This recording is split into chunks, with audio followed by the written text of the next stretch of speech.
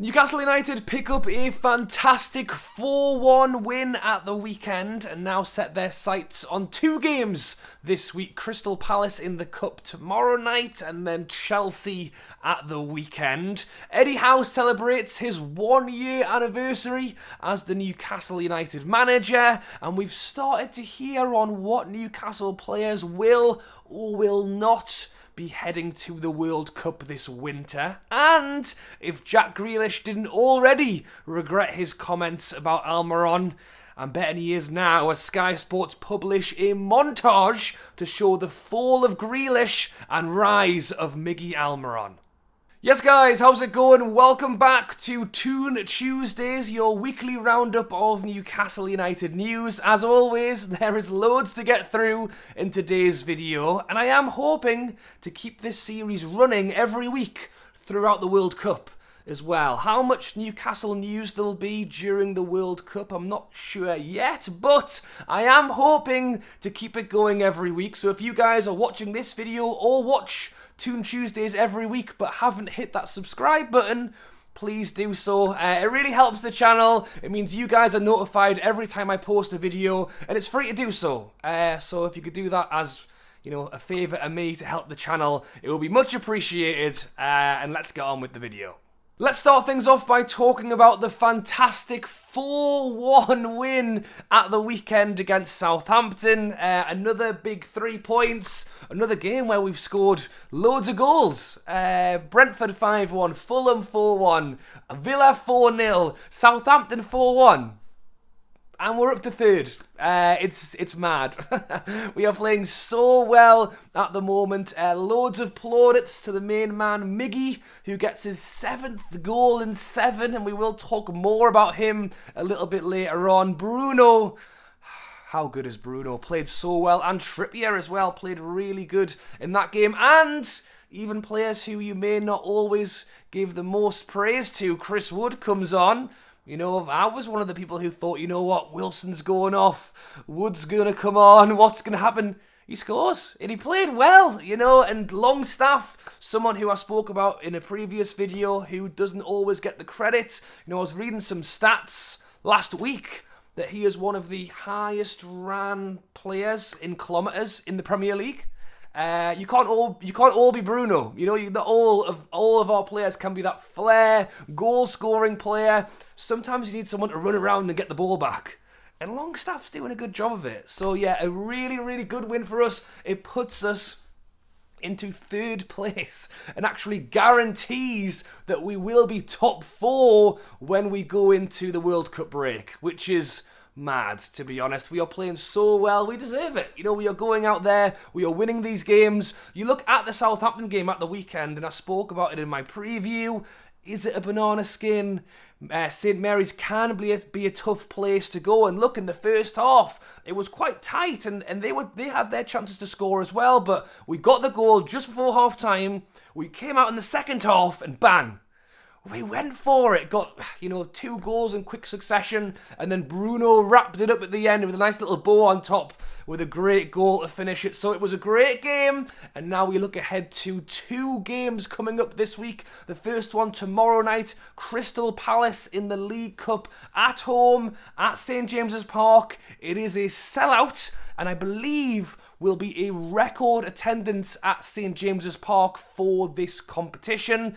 And bearing in mind that previously we would sell the League Cup tickets for around a tenner, they're 20 quid this time. So we're actually doubled the price and are setting a record for attendance, which shows, first of all, how good we are right now, that it's getting everybody down there, but also how good the fan base is. We've spoken about St James's Park, hopefully, and I'll do more videos on this separately, so if you're not subscribed, be sure to do so. Talking about expanding, extending St James's Park, trying to get as many fans in there as possible, and that's what it's all about. You know, it's going to be a big one tomorrow night, and I'm really hoping we can go ahead and get through to the next round. Eddie Howe has spoken in his press conference today, where he has kind of said that he's going out there to win it. He's spoken about it was one of the very first things he said when he got to Newcastle, that one of his dreams is to try and win something with Newcastle. I should imagine that we will mix the team around, bearing in mind there's 3 games in a week, really. We could see someone like Target coming in. I wouldn't be surprised to see Lascelles. But Eddie Howe has said that there will likely be changes, but he wants to win. So I don't think it'll be wholesale changes. I don't think it's going to be another new team.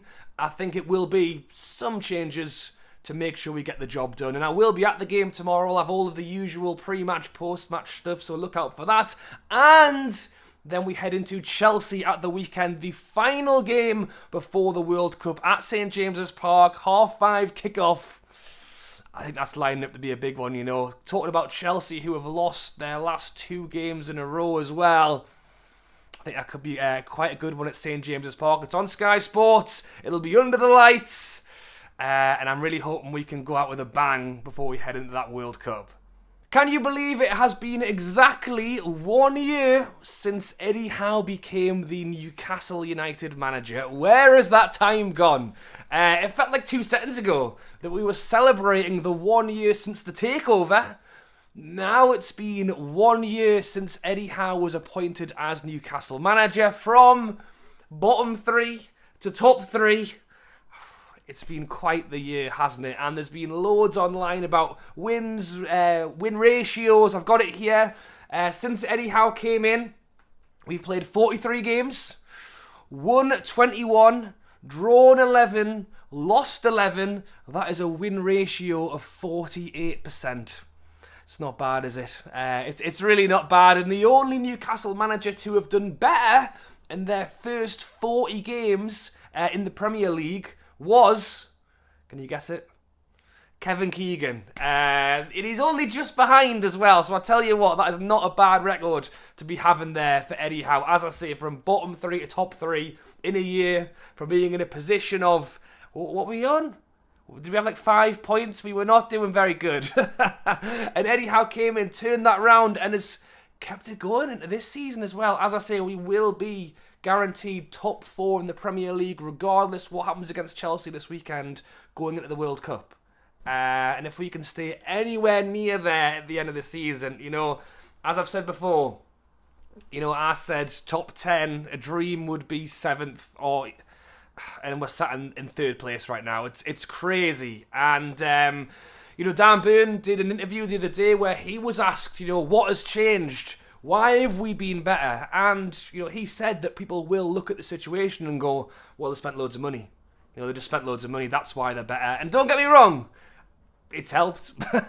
We've brought in players like Bruno and Trippier who have been fantastic. And they've really, really have helped the team. But you can look at other teams who have spent, you know, and I won't go into it too much, but other teams who have spent just as much, if not more, this summer, and are quite far down the league right now. So you've got to make it work. And Dan Burn almost called it like a lazy argument to say that, well, they've spent loads of money, because there's been so much other as well. If you look at I know Joe Linton didn't play at the weekend against Southampton, but if you look at Joe Linton, Wilson, Almiron, Willock, Longstaff, Shaw, that's 6 of our standard starting 11 who weren't bought in the Eddie Howe era. They were already here. So the players that he's turned around and made better, yeah, it's been crazy. And he did speak a little bit, got it here, he did speak a little bit about that in his press conference this morning. Really, it was about the Crystal Palace game. But he did kind of say, he said thank you for the acknowledgement of the anniversary, and was asked about what did he feel when he got in, what did he need to change when he got in. He said that he knew it was going to be a big fight to stay up. He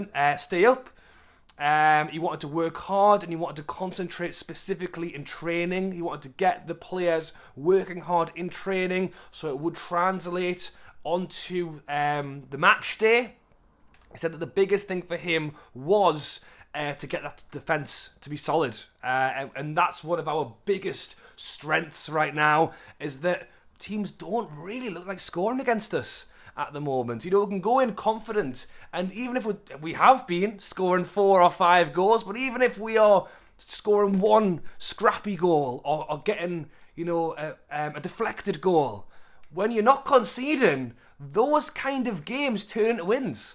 If you're conceding 2 or 3 every game, then you've got no chance but to keep solid at the back, and that was something that Eddie Howe said he wanted to do, and he's gone ahead and done it. And to be fair, he did try and downplay it in the interview this morning. He didn't want to get into it too much. But if you do want to listen to a little bit more of Eddie Howe, he did a podcast. Well, I'm saying he did it this week. It was released yesterday, and it is the High Performance Podcast with Jake Humphries. It's on YouTube. It's on various other podcast platforms, but it is on YouTube, so I will put the link down below. It's an hour and 30 minutes, so it's quite a long one. I'll be honest, I'm not all the way through it myself, but Jake Humphries, I like Jake Humphries. He kind of stuck up for Newcastle at times when maybe other people weren't back in the previous ownership. But he had Eddie Howe as one of the top requested people to be on his podcast, probably because loads of Newcastle fans like Jake Humphries. But he's had some other people on there. He's had Frank Lampard. He did one with Johnny Wilkinson, actually, as well. Another, someone who the Geordies are a big fan of up here. He did one as well, and just goes into the details of how the mind works, how you get performance. And Eddie Howe was very open in what he spoke about in his time away from football as well as coming back into football. He said that one of the things he did, and I don't want to give it all away, and I've not heard it all yet, but one of the things he went into was that when he got to the club, he wanted to try and bring all of the players together. So what he did was stand up in front of everyone and kind of told his story of where he's been, where he's got to, where he is now, and where he wants to be. And the players would take turns every week to tell their story of how they've got into football, where they are now, where they want to be. And it's a great way to understand what other players want and to want to fight for each other, because sometimes you don't know what the other guy's thinking. Sometimes you don't know why they're doing something. And he said that when the players are talking, you can hear a pin drop, because every player will get their chance. Every player wants to have the respect of the... If you're talking through theirs, they'll talk through yours. So everybody's quiet, everyone's respectful, and he says that's one of the big reasons why the players are pulling together so hard, because they know why they're here, where they've been, how hard they've worked, and it gets them working. And that's just one of the little intricacies that Eddie Howe has gone into in this podcast. I think there's going to be a lot more of it as well. So go and check it out after this video. As I've mentioned, the World Cup is around the corner, and we have started to hear on what Newcastle players will or will not be heading to the World Cup. Great news for Bruno, who has been announced in the Brazil World Cup. I've said it before, Brazil will be my number 2 team going into the World Cup. Fingers crossed that Bruno can have himself a good game. He's playing really good football now. Hopefully, we can see him on the pitch a fair bit. Obviously, Brazil have got quite a few players in there. Sadly, however, this man will not be going to the World Cup. Absolutely gutted for him. Joe Linton did not make it. Loads of commiseration messages on Twitter and various social media platforms. No doubt he's gutted, and you can look into some of the selections and say, how did Joe Linton not get picked when he is topping the stats for so much right now in the Premier League? To be overlooked it's beyond me a little bit, but I'm probably wearing my black and white tinted glasses, to be honest. And do I think that he should have been picked over Fred from Manchester United? Yes, but I'm sure someone with their red and white glasses would have picked Fred. So who knows? But I am gutted for Joe Linton to not go. Let's hope that he can keep working hard and that he'll get his chance very soon. As I say, squads are constantly changing. Hopefully Joey will be able to get involved very soon. And there is another player who has been called up for international duty at the World Cup, and it is Garang Kual, the youngster who we have bought, but doesn't actually join until the 1st of January, but he will be with Australia in the World Cup, which is actually really good news for us as well, because he's only a youngster, and because of work permits and all that kind of thing, him actually going out and being part of the World Cup will make it easier to kind of get him over here as and when we want him to. And obviously, it's great experience for the youngster. He's been absolutely smashing it over in Oz at the moment, so fingers crossed he can light it up. And I think the plan with him is still to loan him out in January. But as I say, with the work permits and stuff, then maybe that will allow us to actually loan him out in Newcastle, in England, or maybe somewhere in Europe, as opposed to what might have had to have been just loaning him out in Australia. So it opens some doors for us. It's obviously great for him as an individual. We want to see him go on, we want to see him flourish. I'm sure there'll be a lot of Newcastle fans with an eye on the Australia game to see how he gets on. But who knows? If he goes out there and smashes it, maybe he could join up with the first team a little bit sooner. But we're still waiting to hear on Fabian Schär. I'm very much assuming he will be with the Switzerland squad. And obviously the England players as well. I believe the squad is to be released this Thursday. I think Pope and Trippier are nailed on. The question is over Mr. Wilson and potentially even someone like Dan Burn as well. So we will have to keep our eyes peeled. But good news for Bruno so far, and we will wait to hear on who is next. And to finish off, how can we not talk about the main man, Mr. Miguel Almiron, who got his 7th goal in 7 at the weekend against Southampton. 8 goals for the season. That man is on fire. And if Jack Grealish didn't already regret the comments that he made towards Almiron, I bet he does now, as Sky Sports created themselves a montage to almost show the rise of Almiron since Jack Grealish made those comments. Hashtag play like Almiron. The montage pretty much started up with Jack Grealish making the comments against Almiron to then go on and play, Give It Up, Miggy Almiron, the song that everybody loves so much. Played that in the background as Miggy goes to score loads of goals, the whole time flashing up on screen, hashtag play like Almiron. Now obviously the hashtag went viral. To be honest, I wouldn't mind if Jack Grealish would play like Almiron in the World Cup, because I will be supporting England. But as I say, in my opinion, Sky Sports have well and truly mugged Jack Grealish off with this montage. You've got to say, sometimes karma comes around a little bit, and he really is eating his words. If he wasn't already, as I say, we've spoken about this before. Did what Jack Grealish say turn Miggy into, an absolute baller? No, he's a good player, and he's always been a good player, and I kind of put it down to similar to what happened with Shelvey, with Shaw, Joe Linton. I think he's another player who really has benefited from Eddie Howe coming in, giving him the confidence, giving him the confidence to go out there. And you've got to think, when Jack Grealish made those comments, you talk about Miggy being a confidence player, having somebody publicly, in my opinion, slag you off, is going to have your confidence lower than it could have ever been. So did that, however, kickstart him to go, you know what, I'm going to run with it? I mean, we'll never fully know, but it's everywhere, isn't it? It's literally everywhere. Hashtag play like Almiron was trending, and he's eating his words right now. But for Sky Sports to actually come out and publicly kind of throw it out there and jump on the bandwagon for the world to see, and really give Miggy the credit he deserves as well. I think that's, for me, that was what it really did. It kind of went, look, this guy is playing really well and did not deserve that disrespect that he got. So yeah, Sky Sports, as I say, I'll say in my opinion, Sky Sports really digging Jack Grealish out for that one, and more importantly, putting the spotlight on a player who has been magnificent. And as I say, I'm still not putting him in my fantasy team, because I know the minute that I do, he'll stop scoring. So yeah, let it be known that I am not going to jinx it. But yeah, big up to Miggy. He gets himself another goal. Be interesting to see whether he can grab himself another one this week before we go into the World Cup break.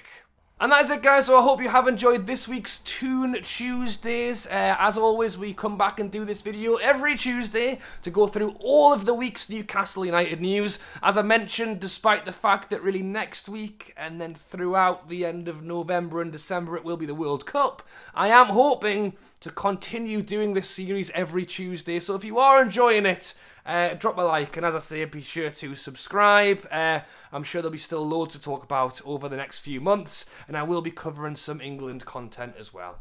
Alright guys, have a great rest of your week. Fingers crossed in the Palace and the Chelsea game. Thank you for watching, and I'll catch you later.